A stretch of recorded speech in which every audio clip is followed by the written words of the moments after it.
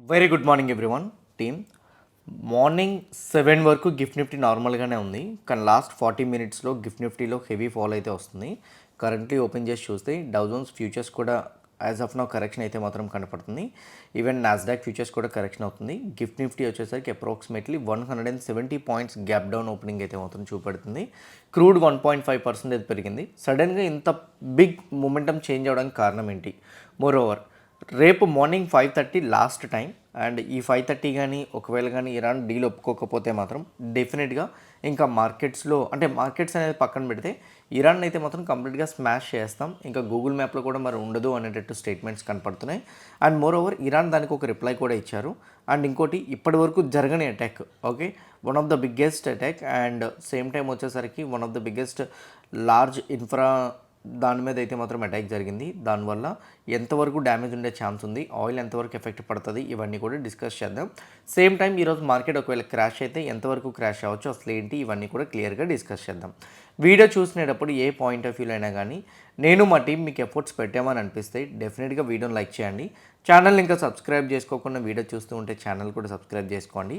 ఇదే వీడియో మీ friends or మీ రిలేటివ్స్ షేర్ చేస్తే హెల్ప్ అవుతుంది అనుకుంటే వాళ్ళకి కూడా షేర్ చేయండి. Now first one, last night US మార్కెట్స్లో ఏం జరిగింది? సో సింపుల్ అండ్ షార్ట్లో క్లియర్గా మాట్లాడుకుంటే డవ్ అయితే 165 పాయింట్స్ పాజిటివ్గా క్లోజ్ అయింది. నాస్డాక్ 0.5% పాజిటివ్గా క్లోజ్ అయింది. యూఎస్ మార్కెట్స్ పాజిటివ్గా వెళ్ళడానికి రీజన్ సీజ్ ఫైర్ మీద పాజిటివ్ ఎక్స్పెక్టేషన్స్ బిల్డ్ అయినాయి. మేజర్గా సీజ్ ఫైర్ అనేది ఓకే అవ్వడానికి ప్రాబబిలిటీస్ ఉంటాయని చెప్పి మార్కెట్లో న్యూస్ సర్క్యులేట్ అవుతుంది కదా. అంటే పాకిస్తాన్ వాళ్ళు ఇద్దరి మధ్య కూడా సీజ్ ఫైర్ అగ్రిమెంట్ ఈరోజే ఎలా అయినా చేసేయండి అని చెప్పి ఒక ప్రపోజల్ పెట్టారు. దాన్ని యూఎస్ వాళ్ళు ఓకే మేము ప్రపోజల్ విన్నాము, ఇప్పటికీ కూడా మాకు సాటిస్ఫాక్షన్గా లేదు, బట్ సమ్వాట్ యుద్ధం ఆగడం కోసం మేము ముందుకు వస్తాం అనేటట్టు యూఎస్ వాళ్ళు మాటిచ్చారు. అప్పుడు యూఎస్ మార్కెట్స్ అన్నీ పాజిటివ్గా మూమెంటం ఇచ్చినాయి. కానీ ఇది ఇరాన్ రిజెక్ట్ చేసింది. అఫ్ కోర్స్ ఇరాన్ రిజెక్ట్ చేయడం వల్ల మార్కెట్స్ అంత బిగ్ పాజిటివ్గా టర్న్ అవ్వలేదు, బట్ యూఎస్ కొంతవరకు వార్ ఆపడానికి ముందుకు వస్తుంది అనే రీజన్ తోటి డౌ జోన్స్ అండ్ నాస్డాక్ కొంతవరకు పాజిటివ్ సైడ్ మొమెంటం అయితే కనిపించింది. హౌవెవర్ యూరోపియన్ మార్కెట్స్ మిక్స్డ్లో క్లోజ్ అయినాయి. ఇప్పుడు ఏషియన్ మార్కెట్స్ పరంగా చూసుకుంటే majority of the Asian markets అన్ని పాజిటివ్లో ట్రేడ్ అవుతున్నాయి. జపాన్ మార్కెట్ ఫ్లాట్ విత్ నెగిటివ్లో అయితే మాత్రం ట్రేడ్ అవుతుంది. నౌ ఇండెక్స్ ఫ్యూచర్స్లోకి వెళ్ళి చూస్తే currently Dow futures, Nasdaq futures పరంగా చెక్ చేసుకుంటే Dow Jones futures -150, Nasdaq futures -180లో ట్రేడ్ అవుతుంది. గిఫ్ట్ నిఫ్టీ పరంగా చూసుకుంటే 23,050 దగ్గర అయితే మాత్రం ఎస్టర్డే 3:30 క్లోజ్ అయితే కరెంట్లీ గిఫ్ట్ నిఫ్టీ 22,885 దగ్గర అయితే మాత్రం ట్రేడ్ అవుతున్నట్టు మనకు కనపడుతుంది. అంటే currently gift Nifty 170 points gap down opening చూపించింది. నిన్న మనం పోస్ట్ మార్కెట్ వీడియో పోస్ట్ చేసిన తర్వాత ఇప్పుడు ప్రెజెంట్ రైట్ను మనం రికార్డ్ చేసినంత వరకు ఏంటేంటి న్యూస్ అప్డేట్స్ వచ్చినాయి, సడన్గా ఎందుకు US futures negative side turn అయినాయి, గిఫ్ట్ నిఫ్టీ ఎందుకు సడన్గా 170 పాయింట్స్ వరకు గ్యాప్ డౌన్ ఓపెనింగ్ చూపెడుతుంది, మళ్ళీ ఈరోజు మనం క్రాష్ చూస్తామా, అది నేను మీకు చెప్తాను. ఫస్ట్ వన్, నిన్న ఏదైతే పాకిస్తాన్ వాళ్ళు ఇద్దరి మధ్య కూడా 45 days సీజ్ ఫైర్ ప్రపోజల్ పెట్టారు. యూఎస్ వాళ్ళు యాక్సెప్ట్ చేస్తామనేటట్టు డిస్కస్ చేసిన తర్వాత ఇరాన్ వాళ్ళు ఫైనల్గా మేము యుద్ధాన్ని ఆపాలనుకుంటే మా సీజ్ ఫైర్ని, అంటే ఇప్పుడు ప్రెజెంట్ రైట్నో సీజ్ ఫైర్ ఏదైతే ఉందో దానికి మేము ఓకే చేయాలనుకుంటే మాత్రం మా దగ్గర కూడా 10 పాయింట్ ఫ్రేమ్వర్క్ ఉంది. అంటే మేము ఇప్పుడు 10 పాయింట్స్ని డిమాండ్ చేస్తున్నాం. ఇది టెంపరీ కూడా కాదు, ఇంకోటి గుర్తుపెట్టుకోండి, సీజ్ ఫైర్ 45 రోజులు ఇట్లాంటివి మాకు వద్దు, పర్మనెంట్ సీజ్ ఫైర్ మాకు కావాలి. అండ్ మోర్ ఓవర్ మా డిమాండ్స్ ఏవైతే ఉన్నాయో వాటిని మీరు వినండి అని చెప్పారు. ఫస్ట్ వన్, యుద్ధం వచ్చేసరికి కంప్లీట్గా ఆపాలి అని అంటే ఇజ్రాయెల్ వారు లెబనాన్ మీద చేసే అటాక్స్ అన్నీ కూడా ఆపేయాలి. 2, మా మీద విధించిన శాంక్షన్స్ ఏవైతే ఉన్నాయో అవన్నీ కూడా లిఫ్ట్ చేసేయాలి. 3, మాకు ఇన్ఫ్రాస్ మీద, మా రోడ్స్ మీద, మా బ్రిడ్జెస్ పైన, మా ప్లాంట్స్ పైన, అంటే పవర్ ప్లాంట్స్ పైన, వీటన్నిటి మీద ఏదైతే అటాక్స్ చేశారో వాటన్నిటిని కూడా రీకన్స్ట్రక్షన్ మీరే చేయాలి. అండ్ 4, ఇంకోటి వాళ్ళు చెప్తున్న దాని ప్రకారంగా మేము స్ట్రైట్ ఆఫ్ హార్మోజ్ నుంచి వెళ్ళే ప్రతి ఒక్క షిప్ దగ్గర నుంచి $2 మిలియన్ వరకు ఛార్జ్ చేస్తాం, దానికి కూడా మీరు యాక్సెప్ట్ చేయాలి. ఇంతకు ముందు వరకు స్ట్రైట్ ఆఫ్ హార్మోజ్లో ఎటువంటి టోల్ ఫీ అనేది లేదు, ఇప్పుడు ప్రెజెంట్ రైట్నో వాళ్ళు టోల్ ఫీ పెడతానంటున్నారు. ఇది ప్రెజెంట్ రైట్నో ఇరాన్ వాళ్ళు ఇచ్చింది. దీన్ని మీరు ఓకే అనుకుంటే డెఫినెట్గా యుద్ధం అనేది ఆపేస్తాం. ఇంకోటి, పర్మనెంట్గా మా మీద అటాక్స్ అనేది చెయ్యము అని చెప్పి ఒక అగ్రిమెంట్ రాసి ఇవ్వాలి. ఇట్లాంటివి ఉన్నటప్పుడే మేము యుద్ధాన్ని ఆపుతాం, లేకపోతే యుద్ధాన్ని ఆపమని చెప్పారు. హౌవెవర్ యూఎస్ వాళ్ళు కూడా 15 పాయింట్స్ ప్లాన్ ఇచ్చారు. అది యూఎస్ వాళ్ళు ఇచ్చిన 15 పాయింట్స్ ప్లాన్ మీకు తెలుసు కదా, యురేనియం మొత్తం యూఎస్కి ఇచ్చేయాలి. ఇరాన్లో ఉన్న యురేనియం మొత్తం కూడా యూఎస్కి ఇచ్చేయాలి. 2 ఇరాన్ వాళ్ళు వచ్చేసరికి ఇక మీద మరి ఎప్పటికీ కూడా అటాక్ చేయమని చెప్పాలి. 3 స్ట్రైట్ ఆఫ్ హార్మోజ్ని మరి టచ్ చేయమని చెప్పాలి. ఇట్లాంటి కైండ్ ఆఫ్ ప్రపోజల్స్ యూఎస్ వాళ్ళు ఇచ్చారు. దాన్ని ఇరాన్ అయితే మాత్రం అసలు ఒప్పుకోలేదు. నెగోషియేషన్ కూడా రామని చెప్పేశారు ఇరాన్ వాళ్ళు. ఇప్పుడు ప్రెజెంట్ రైట్నో ఫ్రెష్గా 10 పాయింట్స్ ఏవైతే ఇచ్చారో కరెంట్లీ ఇవైతే మాత్రం యూఎస్ వాళ్ళు యాక్సెప్ట్ చేస్తారా లేదా అనేది చూసుకుంటే ట్రంప్ అయితే మాత్రం ఒక స్టేట్మెంట్ ఇచ్చారు, మేము ప్రపోజల్స్ని ఏమీ కూడా చెయ్యం, ఓకేనా. ఇంకోటి ఏంటంటే రేపు ఉదయం, సో యూజువల్గా అయితే మాత్రం ట్యూస్డే నైట్ అన్నారు కదా, బేసిక్గా ట్యూస్డే నైట్ 8 PM అని చెప్పాడు అతను. ట్యూస్డే నైట్ యూఎస్కి 8 PM అంటే మనకి వెన్స్డే మార్నింగ్ 5:30, ఎందుకంటే వాళ్ళకి మనకి అప్రాక్సిమేట్లీ 9.5 hours తేడా ఉంటుంది కదా. అందుకు నేను మీకు రేపు ఉదయాన్న 5:30కి అని చెప్తున్నా. రేపు ఉదయాన్న 5:30కి కానీ ఒకవేళ డీల్కి కానీ ఓకే చేయకపోతే నేనైతే మాత్రం ఇక మీద ఎక్స్టెండ్ కూడా చేయనని చెప్పేశాడు. ఓకే, ఇక్కడ మీరు క్లియర్గా చూడండి. నేనైతే మాత్రం ఇక మీద సో ప్రపోజల్స్ని ఎక్స్టెండ్ చేయడం, సో దాన్ని ముందుకు తీసుకువెళ్ళడం, అంటే ఇప్పుడు రేపు మార్నింగ్ 5:30 అన్నాడు కదా, ఇంకొక 24 గంటలు టైం ఇస్తా, ఇంకో 42 గంటలు టైం ఇస్తా అని చెప్పి నేను టైం అయితే ఎక్స్టెండ్ చేయను. ఒకటే కంప్లీట్ ఇరాన్ని స్మాష్ చేసేస్తాం. అండ్ ఇంకోటి ఇరాన్ యొక్క పవర్ ప్లాంట్స్, ఇరాన్ యొక్క బ్రిడ్జెస్, ఇరాన్ యొక్క యురేనియం ప్లేసెస్ మొత్తం అన్నిటిని కూడా మేము కంప్లీట్గా డిస్ట్రాయ్ చేస్తాం, మరి ఇరాన్ని మ్యాప్లో లేకుండా చేసేస్తాం. సో పెద్ద అటాక్ చూస్తారు మీరు, విధ్వంసకమైన అటాక్స్ని మీరు విట్నెస్ చేస్తారని చెప్పి యూఎస్ మీద అయితే మాత్రం స్టేట్మెంట్స్ ట్రంప్ అయితే ఇరాన్ మీద అయితే మాత్రం ట్రంప్ స్టేట్మెంట్స్ చేశారు. అయితే ఇక్కడ ఒకటి గుర్తుపెట్టుకోవాలి, ఇరాన్ కూడా దానికి రిప్లై ఇచ్చారు, ట్రంప్ చాలా అరోగెంట్ పర్సన్ అని. అండ్ మోరోవర్ ఇంకోటి ఏంటంటే యూఎస్ బెదిరించిన దేనికి కూడా మేమైతే లొంగిపోము, మీరు ఏ అటాక్ చేస్తానన్నా కూడా మేము సిద్ధంగానే ఉన్నాం. రేపు ఉదయం 5:30 వరకు ఎందుకు, మీరు ఇప్పటి నుంచి మొదలుపెట్టినా కానీ మేము సిద్ధంగానే ఉన్నాం.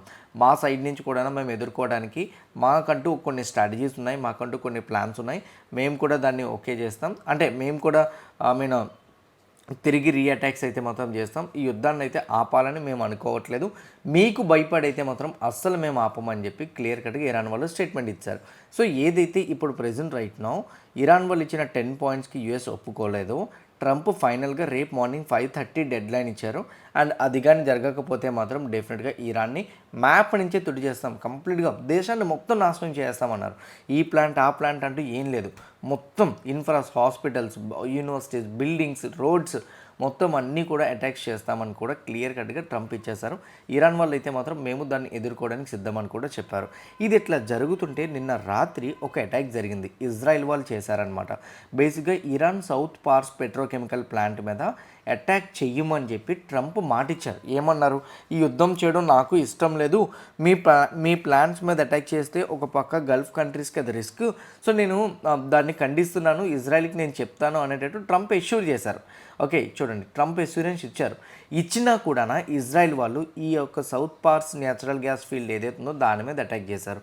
దీనివల్ల సింపుల్ చెప్పాలంటే ఇరాన్కి ఒక హార్ట్ బీట్ లాంటిది, కార్గ్ ఐలాండ్ ఇవి కొంచెం హార్ట్ బీట్స్ లాంటివి అనమాట, ఎక్కువగా వీటి నుంచే ఇన్కమ్స్ వస్తాయి వాళ్ళకి. ఇట్లాంటి వాటి మీద బిగ్ అటాక్ చేయడంతో అవి డ్యామేజ్ అయిపోయినాయి. డ్యామేజ్ అయిపోవడంతో ఇప్పుడు ఇందులో ఇంకోటి కూడా తెలుసా, ఇందులో ఈ ఇరాన్లో ఉన్న సౌత్ పార్స్ పెట్రోకెమికల్ ప్లాంట్ ఏదైతే ఉందో దీంట్లో ఖటార్ వాళ్ళకి, ఒమన్ వాళ్ళకి కూడా షేర్ ఉందంట.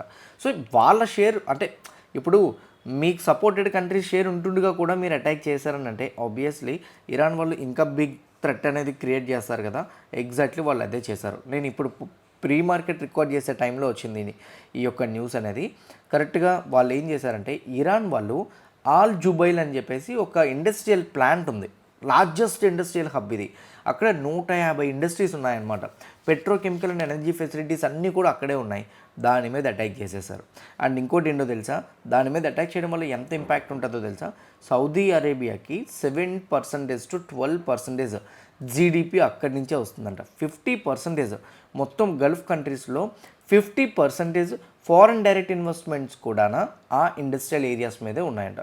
1000 square feet ఉన్న జుబైల్ ప్లాంట్ ఏదైతే ఉందో 150 ఇండస్ట్రియల్ ఫెసిలిటీస్ కూడా ఉన్నాయి.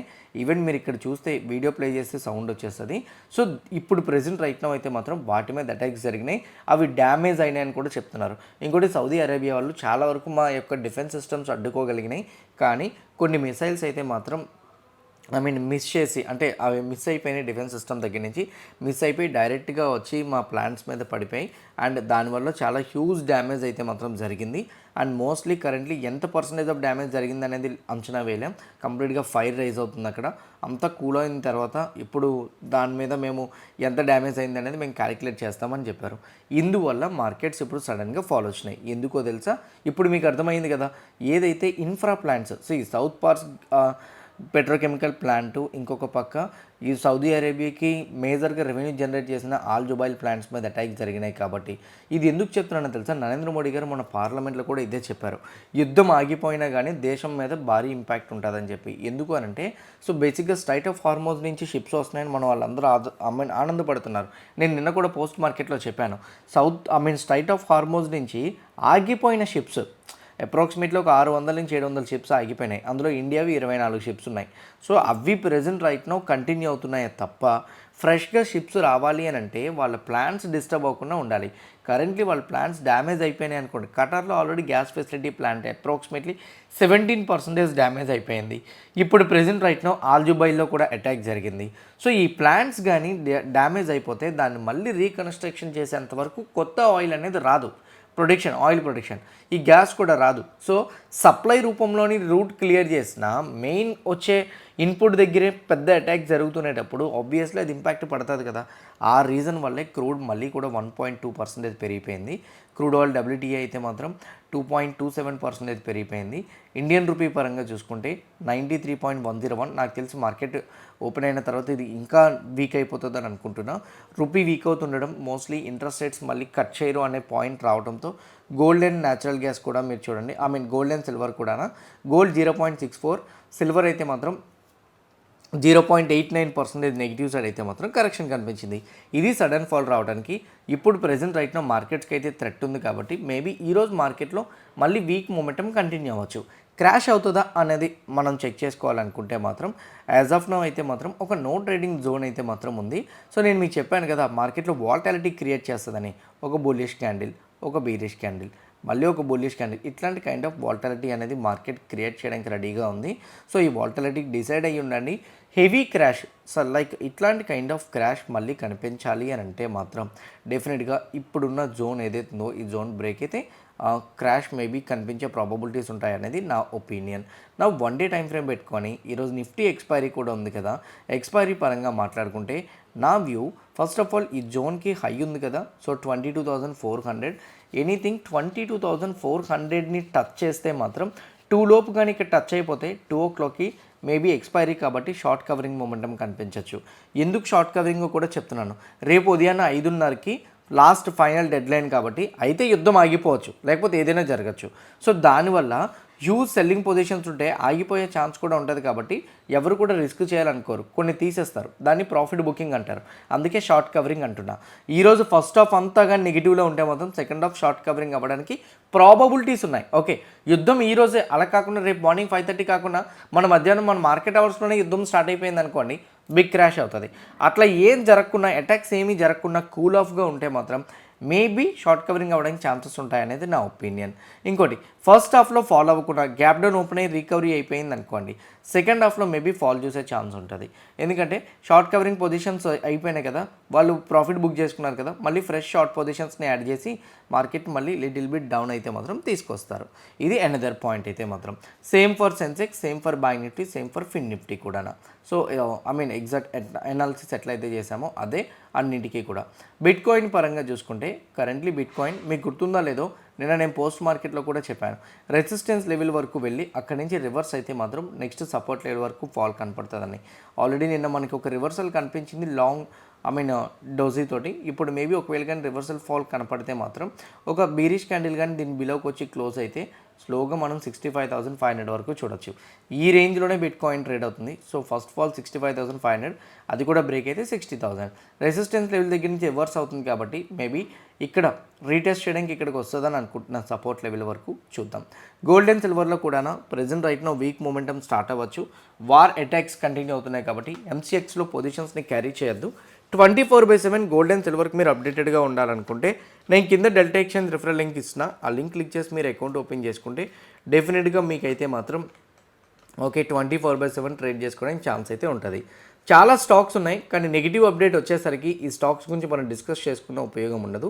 ఈవినింగ్ పోస్ట్ మార్కెట్ అనాలిసిస్లో నేను మీకు వీటి మీద ఇంపార్టెంట్ న్యూస్ అప్డేట్స్ ఉన్నవి ఏవైతే ఉన్నాయో వాటిని కంప్లీట్గా ఫిల్టర్ చేసి మీకు ఎక్స్ప్లెయిన్ చేస్తాను. క్లియర్ కట్గా ఈ చెప్పిన పాయింట్స్ ఇచ్చిన అనాలిసిస్ హెల్ప్ అయింది అనుకుంటున్నా. ఎవ్రీథింగ్ హెల్ప్ అయితే వీడియోని లైక్ చేయండి. ఛానల్ ఇంకా సబ్స్క్రైబ్ చేసుకోకుండా వీడియో చూస్తూ ఉంటే ఛానల్ కూడా సబ్స్క్రైబ్ చేసుకోండి. ఇదే వీడియో మీ ఫ్రెండ్స్ ఆర్ మీ రిలేటివ్ షేర్ చేస్తే హెల్ప్ అవుతుంది అనుకుంటే వాళ్ళు కూడా షేర్ చేయండి. See you all today evening at 5 p.m. in post market analysis. All the best everyone. Bye bye.